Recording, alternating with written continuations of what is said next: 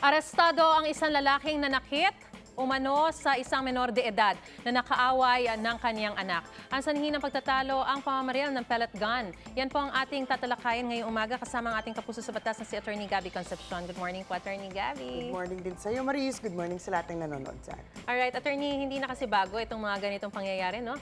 Yung mga away bata na kinalaunan ay nagiging away ng mga matatanda at sa insidenteng ito nga, nauwi sa paghahain ng kaso. So linawin natin, Attorney, no? Kung halimbawa pinagtanggol mo lang ang iyong anak sa away bata, maaari ka bang kasuhan?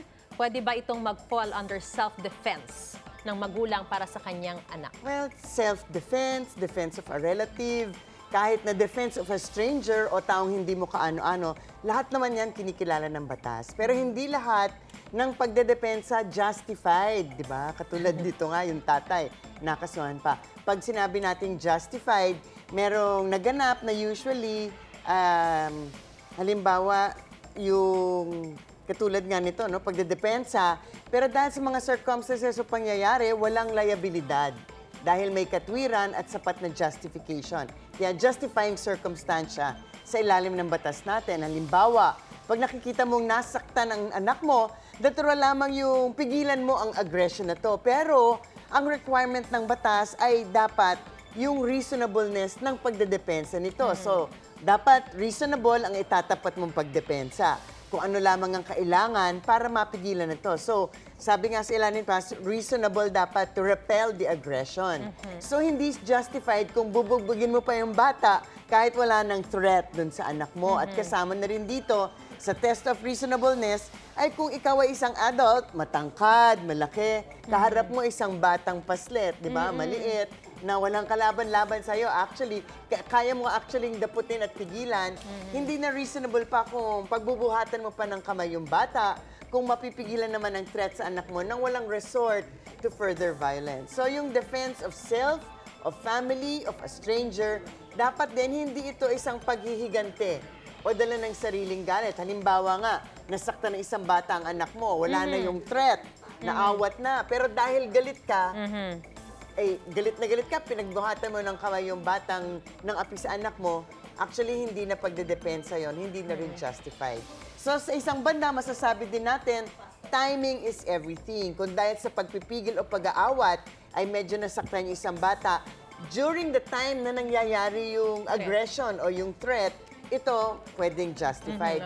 Pero kung nakalipas na ang panahon, nagkaroon ng, mula doon sa nagkaroon ng threat sa anak ninyo, pinagbuhatan nyo pa rin ng kamay ito, makakasuhan na kayo talaga dahil hindi na nga ito justified under the circumstances. Hindi nyo rin pwedeng sabihin na nagdilim kasi yung paningin ko, nagalit ako, passion and obfuscation ang tawag dyan, dahil ang requirement din nga ng batas, walang time lag. Kasi dapat, kunwari, nangyari yung bugbugan or nasaktan yung anak mo, tapos merong time lag, eh, sabi ng batas, dapat nahimasmasan ka na in the meantime dahil dapat nakabalik ka na sa tamang ulirat, kumbaga. So if there's a time lag, parang hindi na yan justified. Hindi na justified.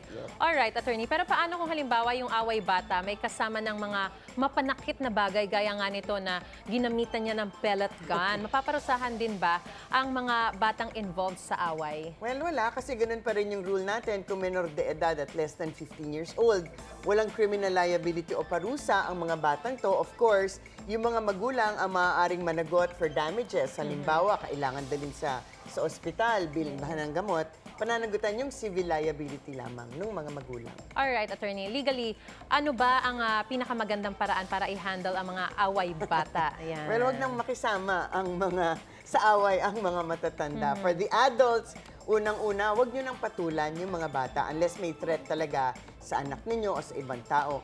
Kung ano lamang ang kailangan para matigil ang threat na ito or to prevent the harm, di ba? Halimbawa, kung may hawak na baril o kutsilyo yung isang bata at mukhang sasaktan pa rin ang anak ninyo, baka dapat ang damputin at itakbo yung anak ninyo, di ba? Parang to prevent the harm, to lead him to safety. Kung mananakit, kung mukhang mananakit pa ng ibang tao, you can subdue the child, the other child, para protektahan ang sarili nyo at ibang tao. Pero kung nasubdue na, Huwag na ninyo halimbawa na, di ba, hinawakan mo na yung dalawang kamay, napigilan na, huwag na ninyong saktan yung bata dahil galit kayo o gusto nyo maghiganti. Dahil nga, katulad nito, kayo na ang makakasuhan at pagsisisihan nyo lang later on. Alright. Napakalinaw. Maraming salamat, Attorney Gabby Concepcion, sa impormasyong binigay Maraming niyo po sa salamat amin. din, and happy weekend. Happy weekend. Happy Friday. Stay calm.